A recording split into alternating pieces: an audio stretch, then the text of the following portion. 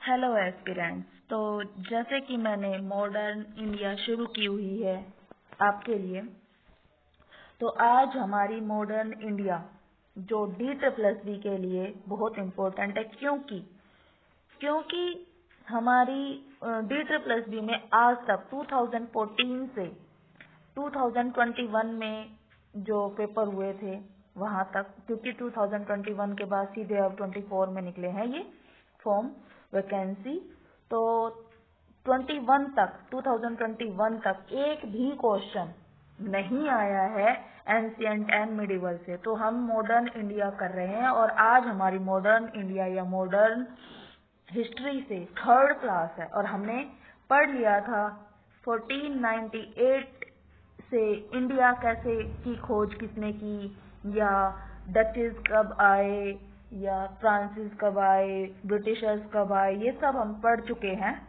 और इसके बाद में परसों हमने किया था जो ईस्ट इंडिया कंपनी ने अपने पैर जमा लिए थे और उन्होंने क्या क्या किया था। उन्होंने एंग्लो बंगाल से युद्ध किए थे, एंग्लो मैसूर युद्ध लड़ा था उन्होंने, और एंग्लो मराठा युद्ध भी लड़ा था। तो हम एंग्लो मराठा युद्ध पर आ गए थे। ठीक है, हम ये दो क्लियर कर चुके हैं कल परसों की क्लास में। उन क्लासेस का लिंक भी मैं आज की इस वीडियो में दे दूंगी। इस वीडियो के नीचे डिस्क्रिप्शन बॉक्स में उन दो वीडियो का लिंक सेंड कर दूंगी। तो आप इन वीडियोस को जरूर से जरूर देखिए, ये आपके D++ के लिए बहुत से बहुत ज्यादा इम्पोर्टेंट हो जाते हैं। चाहे कोई अगर जनरल पेपर में की तैयारी कर रहे हो तो उसके लिए भी बेनिफिट है, बट है ये किसके लिए? TGT के लिए। ठीक है, TGT के लिए। ओके, हम शुरू करते हैं। तो हमने मॉडर्न इंडिया में देखो अराइवल और यूरोपियन कंपनीज इन इंडिया, ये हम पढ़ चुके थे। Establish of east India company power in India, ठीक है, ये हम पढ़ चुके थे। तो हम एंग्लो मराठा, तो मराठा को किसने स्वतंत्र राज्य घोषित किया था? किसने किया था इंडिपेंडेंट स्टेट? शिवाजी ने, शिवाजी महाराज ने किया था, छत्रपति शिवाजी ने किया था। उसके बाद में शिवाजी के बाद में कौन पेशवा आए थे, पेशवा बन गए थे वहां के। तो देखिए अब आंग्ल मराठा युद्ध में क्या हुआ था? देखिए, फर्स्ट एंग्लो मराठा वॉर कब हुआ था? 1775 से 82, मतलब कि 1775 से 82 में पहला एंग्लो मराठा वॉर हुआ था। बट उससे पहले आपको थोड़ा सा मराठा के बारे में जानना पड़ेगा। देखिए क्या हुआ था।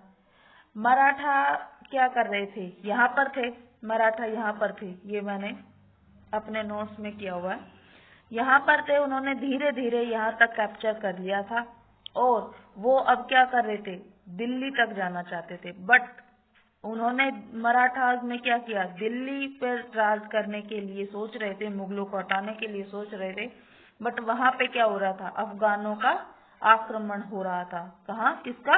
अफगानों का आक्रमण हो रहा था। ये इधर से अफगानों का आक्रमण दिल्ली पर हो रहा था। सन 1761 में पानीपत में थर्ड जो हमारा थर्ड पानीपत का युद्ध हुआ था 1761 में, वो आप सबको पता होगा। पानीपत की तीसरी लड़ाई कब हुई थी? 1761 में हुई थी। ठीक है, तो यहाँ से ये कर रहे थे। तो अब ये मराठा अब किससे लड़ेंगे? देखो दिल्ली के जो सुल्तान थे उन्होंने क्या कहा मराठा को कि आप हमारी इनसे अफगानों से लड़ने में मदद करो, तो आप जैसा कहेंगे हम वैसा ही फॉलो करेंगे। तो क्या किया था? अब आंग्ल और मराठा वॉर हुआ था। ठीक है,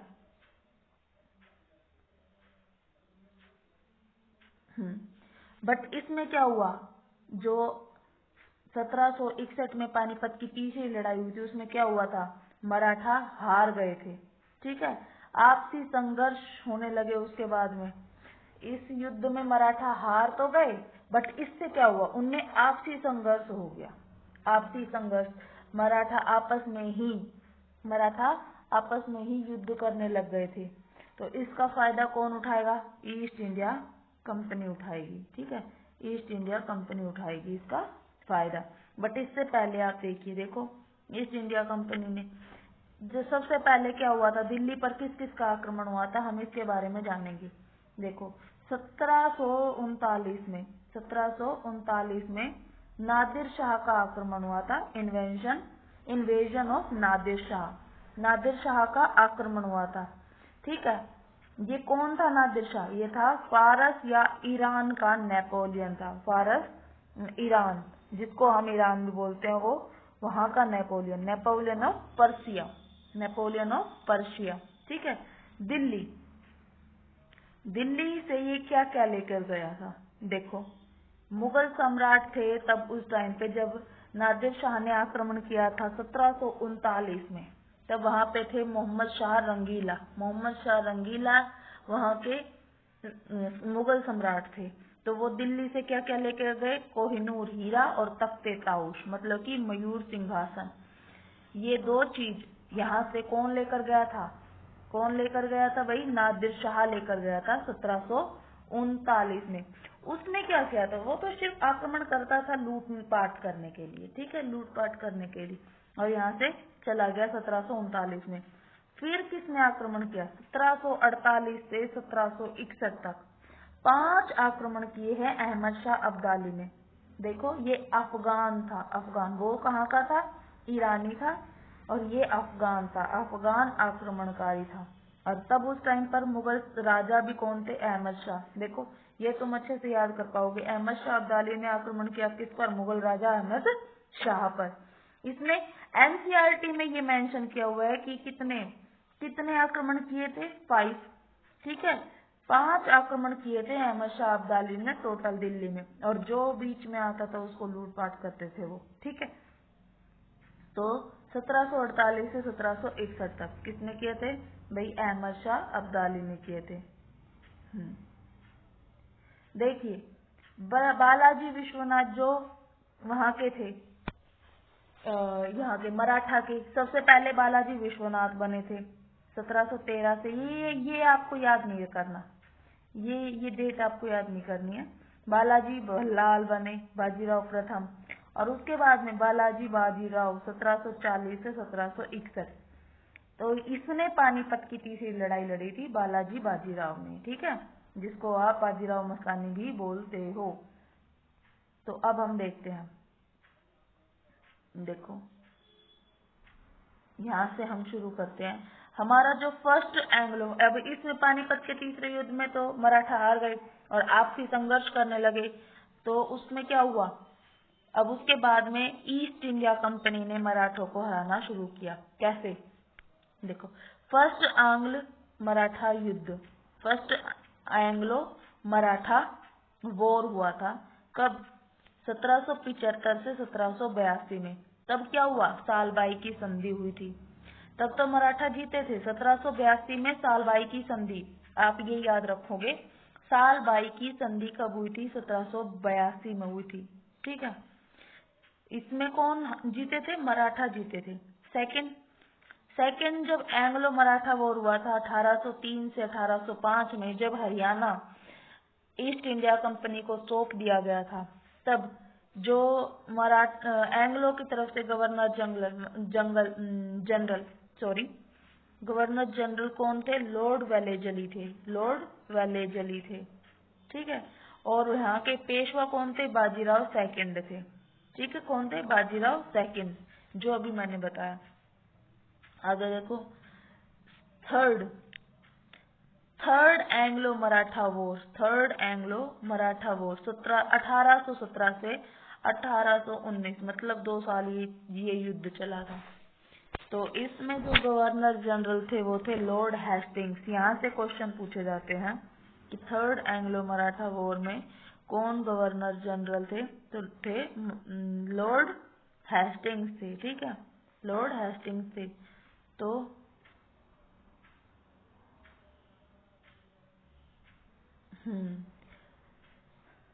ये सेकंड जो युद्ध हुआ था उसमें हरियाणा की संधि की थी उन्होंने इसमें मराठा हार गए थे, बाजीराव सेकंड हार गए थे। थर्ड में तो उन्होंने क्या किया, अब देखो, थर्ड आंग्ल मराठा युद्ध के बाद पेशवा को पूना से हटाकर कानपुर के पास बिठूर नामक जगह स्थान पर भेज दिया गया था। ठीक है, बिठूर नामक स्थान पर भेज दिया गया था।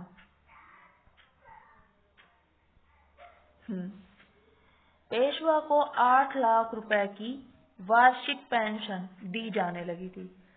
तो तीसरे मराठा युद्ध में भी मराठा हारे थे और उनको पूना से हटाकर, क्योंकि पूना क्या था, एक मेन स्थान था जहाँ से युद्ध करते थे, तो उनको कहाँ पर भेज दिया गया था, कानपुर के पास बिठूर नामक स्थान पर भेज दिया गया था और पेशवा को 8 लाख वार्षिक पेंशन दी जाने लगी थी। पूना था हेडक्वार्टर। ठीक है, यहाँ से उनको शिफ्ट कर दिया कहाँ पे, बिठूर में। कहाँ पे शिफ्ट कर दिया, बिठूर। कानपुर कहाँ है, यूपी में है। पेशवा जो थे हेड ऑफ मराठा कॉन्फिडेंसी, मराठा मंडल का प्रमुख होते थे कौन, पेशवा। और जो लास्ट पेशवा थे बाजीराव सेकंड थे, बाजीराव सेकंड लास्ट पेशवा। जो तभी तो तुम देखते हो आप लोग कि 1857 की जो क्रांति हुई थी कानपुर से हुई थी, और उनको लीड किसने किया था कानपुर से, धोंदू पंत, मतलब कि नाना साहब पेशवा। ये कौन थे, ये इनके बाजीराव सेकंड के दत्तक पुत्र थे। इनका असली नाम था धोंदू पंत। ठीक है, और नाना साहब इनको बोला जाता है, जो बाजीराव सेकंड के दत्तक पुत्र थे। 1857 की क्रांति कानपुर से किसने लीड की थी, नाना साहब ने। ठीक है, तो थर्ड एंग्लो मराठा युद्ध बाजीराव सेकंड ने लड़ा था और हार गए थे बुरी तरीके से। अब देखो 1757 से 1857 की बीच के टाइम पीरियड में अब उन्होंने क्या किया था, देखो, ईस्ट इंडिया कंपनी ने भारत पर राजनीतिक रूप से अपना कब्जा कर लिया था, पूरी तरीके से पॉलिटिकल कैप्चर कर लिया इंडिया पर अपना। एडमिनिस्ट्रेशन यही चलाने लग गए थे। Policy of east India company, जो ईस्ट इंडिया कंपनी ने अलग अलग तरह की पॉलिसी चलाई थी, तो उसने भारत पर कैसा नेगेटिव इम्पैक्ट डाला था, कैसा नेगेटिव इम्पैक्ट डाला था, जिसकी वजह से क्या हुआ, रिवोल्ट ऑफ 1857 हुआ था, रिवोल्ट ऑफ 1857 हुआ था। उन्होंने कैसी कैसी पॉलिसी चलाई थी, पॉलिटिकल चलाई थी, इकोनॉमिकल चलाई थी एंड मिलिट्री चलाई थी। तो हमें ये तीनों पॉलिसीज जाननी है। पॉलिटिकल कैसे चलाई थी, देखो, उन्होंने सहायक संधि हमारे ऊपर लगाई थी, इंडिया वालों पर सहायक संधि। Subsidiary alliance policy, subsidiary alliance policy, इसको किसने, लॉर्ड वेलेस्ली द्वारा लगाई गई थी। और लॉर्ड वेलेस्ली कब थे, 1798 से 1805 में ये हुई थी आरंभ। कौन सी, सहायक संधि। देखिए, हम इसको ऐसे याद करेंगे कि सहायक संधि, जो जलते हैं इंसान, वेलेस्ली, जले हुए इंसान की हमें सहायता करनी चाहिए। तो लॉर्ड वेलेस्ली जलते हुए इंसान की सहायता करनी चाहिए, सहायक संधि लगाई थी वेलेस्ली ने सहायक संधि लगाई थी। ये इसलिए याद करना जरूरी है, ये ऐसे तुम्हें ये अभी तो ये ट्रिक ऐसी ही लग रही होगी, बट एग्जाम टाइम में आप देखते ही, ऑप्शंस देखते ही आपका दिमाग सीधे इसी पर जाएगा, जली सहायक, सहायता। ठीक है, आगे बढ़ते हैं हम।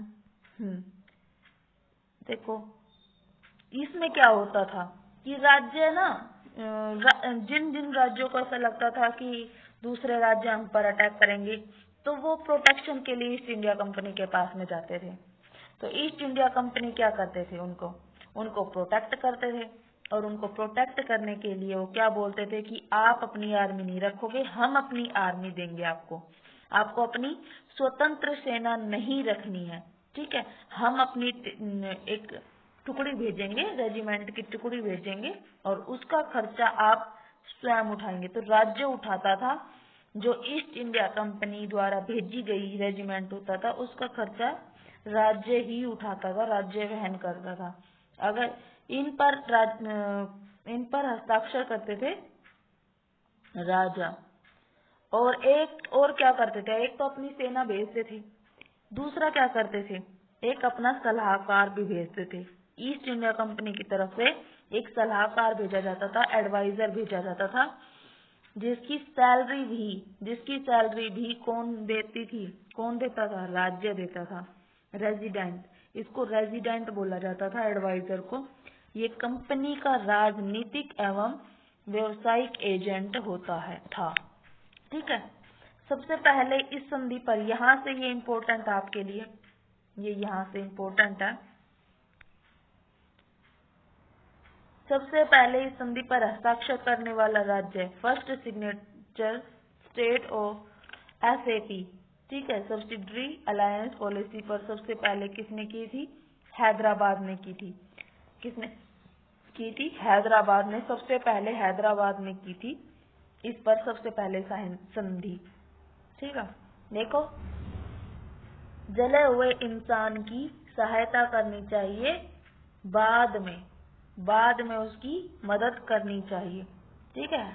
हैदराबाद सबसे पहले इसी पर सहायक संधि पर हस्ताक्षर किसने किया था, हैदराबाद ने किया था।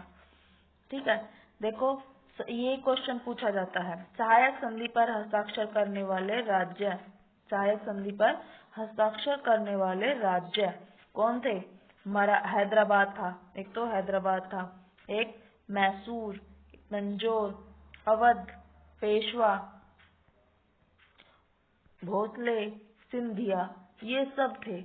अवध को इसलिए अलग से रखा है मैंने क्योंकि इसको 1801 में, बाद में इसको ना दोबारा से ही अपने अंदर मिला लेंगे। ठीक है। इसके ऊपर कुशासन की रिपोर्ट जारी करके अभी इन्होंने क्या किया है, अवध को आधे से अधिक अपने राज्य में मिला लिया है, आधे से अधिक अपने राज्य में मिला लिया है। ठीक है। आधे से अधिक, तो ये याद रखना।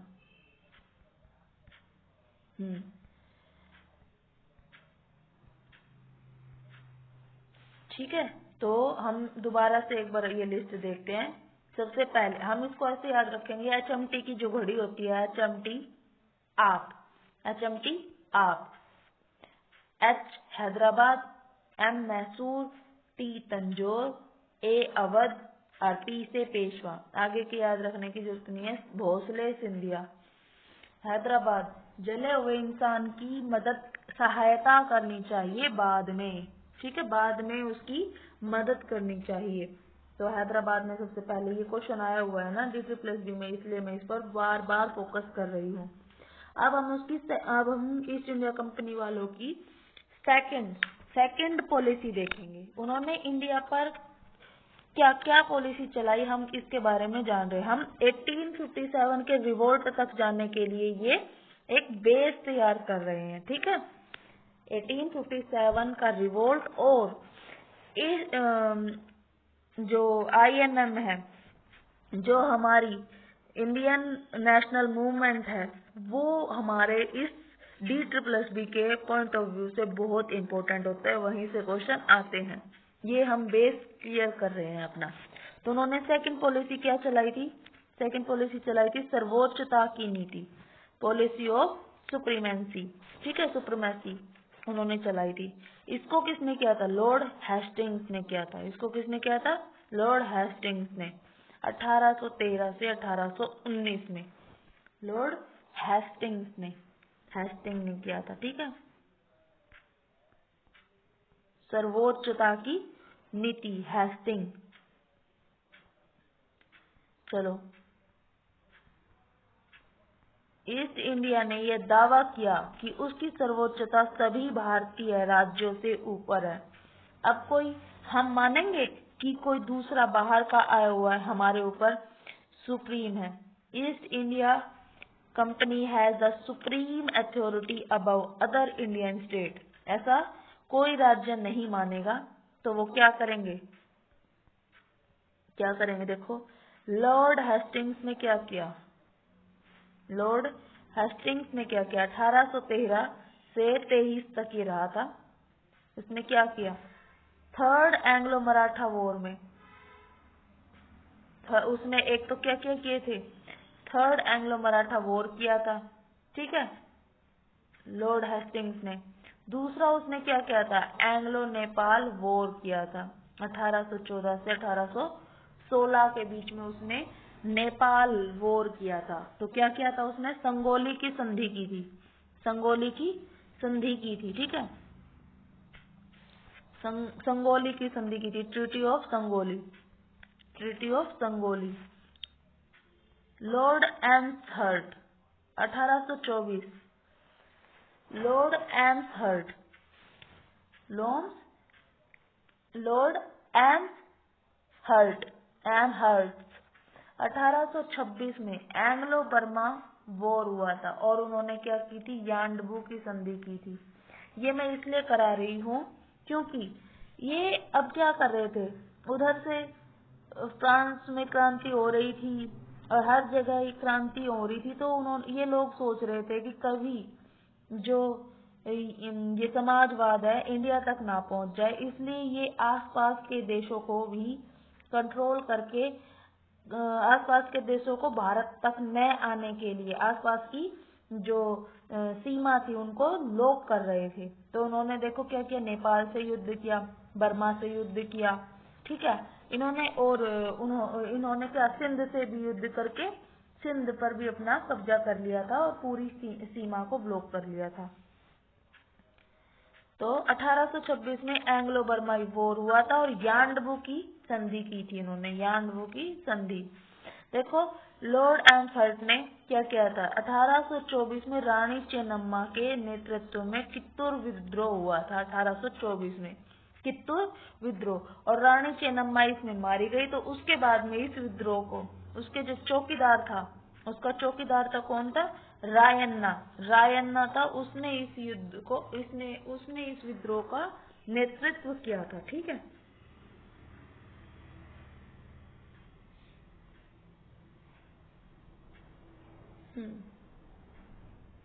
1838 से 1842 तक युद्ध हुआ, एंग्लो अफगान वॉर।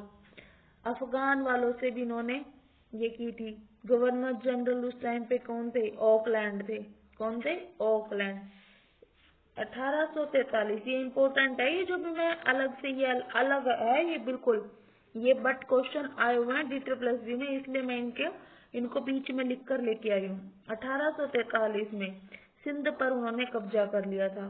तब उस टाइम पे गवर्नर जनरल कौन थे, लॉर्ड एलन बरो थे, लॉर्ड एनल बरो, ठीक है। जब उन्होंने 1843 में सिंध पर कब्जा किया था तो लॉर्ड एलन बरो थे यहाँ के, लॉर्ड एलन बरो थे। देखो लॉर्ड डलहौजी कब से कब तक रहे थे, 1848 से 1856 में। उन्होंने 1849 में यह घोषणा की कि मुगलों को लाल किला खाली करना पड़ेगा। ये जो लाल किला से रिलेटेड है, दो मुख्य बातें हैं, ये दोनों ही पेपर में आई हुई है, दोनों ही पेपर में आई हुई है, ठीक है। ये इम्पोर्टेंट है ये भी इम्पोर्टेंट है। लॉर्ड डलहौजी ने कहा था 1849 में यह घोषणा की थी, ये डेट भी पूछी गई है।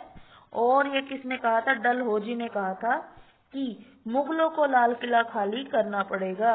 तो मुगलों को ये जो हौज है ये खाली करना पड़ेगा, मुगलों को क्या करना पड़ेगा, एक हौज होता है जो पानी का, वो खाली करना पड़ेगा, ऐसे याद कर लो। तो मुगलों को हौज मतलब डलहौजी ने कहा था कि ये खाली करना पड़ेगा। और देखो Mughal had to vacate Red Fort, और कनिंग ने, जो धूर्त इंसान था, उसने क्या किया, लॉर्ड कनिंग ने कहा कि बहादुर शाह जफर अंतिम मुगल सम्राट होंगे। ये किसने कहा था, अंतिम मुगल सम्राट होंगे, मतलब इसके बाद में जो भी उनके बहादुर शाह जफर के जो भी पुत्र होंगे वो सिर्फ और सिर्फ प्रिंस राजकुमार तक ही रहेंगे, हम उनको मुगल सम्राट नहीं बनाएंगे, ना ही पेंशन देंगे, ठीक है। भारतीयों द्वारा इस बात का विद्रोह हुआ था, ठीक है, भारतीयों द्वारा इस बात का विरोध हुआ कब, 1857 के रिवोल्ट में, ठीक है, 1857 के रिवोल्ट में, जिसमें बहादुर शाह जफर BSZ लीडर बने थे और शहंशाह हिंदुस्तान ये घोषित कर दिया था उनको। ठीक है, ये देखो, ये याद रखना तुम कि लॉर्ड डलहौजी 1849 में 48 में ये आया था गवर्नर जनरल बनके। 1849 में आते ही इसने कहा मुगलों को लाल किला खाली करना पड़ेगा, क्योंकि उनको पता था कि जब भी कभी विद्रोह होगा तो सब यहीं आएंगे, भागे यहीं छुपेंगे। विलय की नीति, उन्होंने थर्ड जो नीति अपनाई थी, ठीक है, वो कौन सी थी? विलय की नीति या हड़प की नीति भी बोलते हैं। इन्होंने क्या किया था, अब राज्यों को अपने ईस्ट इंडिया कंपनी में मिलाने लग गए थे, ये हड़प रहे थे। ठीक है, डलहौजी ने ही ये शुरू किया था 1848 से 1856 में। ये सब रिवोल्ट से पहले हो चुका है। राज्य, अगर कोई राज्य का कोई वैध उत्तराधिकारी नहीं होगा तो वह राज्य ईस्ट इंडिया कंपनी में मिल जाएगा। ये बात इसने बोली थी हड़प की नीति में, डॉक्ट्राइन ऑफ लैप्स में। ठीक है, लीगल सक्सेसर में पुरुष उत्तराधिकारी होना चाहिए, ना कि महिला। महिला वारिश नहीं होगी। गोद लिए हुए बेटे बेटी, दत्तक पुत्र, ये भी अडॉप्टेड चाइल्ड भी नहीं होंगे, वारिस नहीं होंगे, गोद लिए हुए बच्चे नहीं होंगे। ठीक है, इसकी रिपोर्ट तैयार करी थी, देखो आगे देखो, अवध के बारे में है, ये तो मैंने अवध के बारे में लिखी हुई है कि अवध के बारे में कुशासन की नीति। जो डॉक्ट्राइन ऑफ लैप्स में सबसे पहले मिले थे वो कौन थे? विलय की नीति में के तहत जो शामिल हुए थे वो कौन कौन राज्य थे? देखो, सतारा, सबसे पहले सतारा को किया गया था, फिर संबलपुर को, उदयपुर को, नागपुर को और झांसी को। एनसीईआरटी में लिखा हुआ है झांसी। ठीक है, एनसीईआरटी में ये 5 दिए हुए हैं। कौन कौन? सतारा, सबसे पहले सतारा विलय की नीति से मिला था ये सतारा, सबसे पहले उन्होंने मिलाया था। संबलपुर हड़प लिया था ये, फिर उदयपुर को हड़पा, फिर नागपुर को, फिर लास्ट में झांसी को हड़पा था। ठीक है, अब देखो उन्होंने क्या किया था। 1856 के में जो अवध को कुशासन की रिपोर्ट के आधार पर कंपनी राज्य में मिला लिया गया था। ठीक है, कंपनी में मिला दिया गया था। जेम्स आउटरम ने इसकी रिपोर्ट तैयार की थी।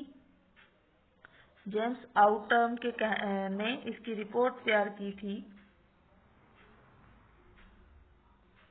ओके, अवध के नवाब उस टाइम पर कौन थे? वाजिद अली शाह, वाजिद अली शाह अंतिम नवाब।